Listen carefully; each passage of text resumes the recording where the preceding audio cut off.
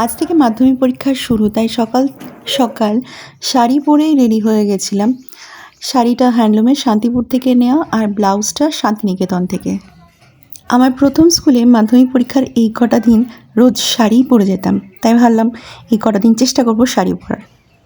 তারপর একটু রোদ পোয়াতে আর সেলফি তুলতে চলে এসেছিলাম আমাদের ছাদ বাগানে। কত গোলাপ ফুটেছে ফুল শেষের দিকে, আর এটা হলো হাজারি গোলাপ, পাহাড়ি গোলাপও বলতে পারি আমরা। একসাথেই প্রথম এতগুলো ফুটেছে, কি দারুণ না? আর এইটা একটা নতুন ফুল দেখাই, এই ফুল গাছটার নাম মালবা। কালারটা দেখুন আর ফুলগুলো দেখুন, অসাধারণ।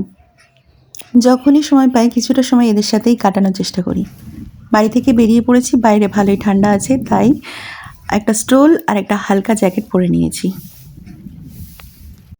9:10টার মধ্যে আজকে স্কুলে পৌঁছে গেছিলাম। আচ্ছা, একটা কথা বলে রাখি, আমার স্কুলের বাচ্চারা যারা মাধ্যমিক দিচ্ছ তাদের অনেক শুভকামনা। আজকের পরীক্ষা কেমন হলো জানিও, আর সামনের পরীক্ষাগুলোর জন্য বেস্ট অফ লাক। স্টাফ রুমে এখনও কেউ এসে পৌঁছায়নি, আমরা 2-1জনই আছি। যাদেরকে সামনে পেলাম তাদের ভিডিও করলাম, নেক্সট দিন অন্য টিচারদেরও অবশ্যই দেখাবো। সো আজকের মতো টাটা।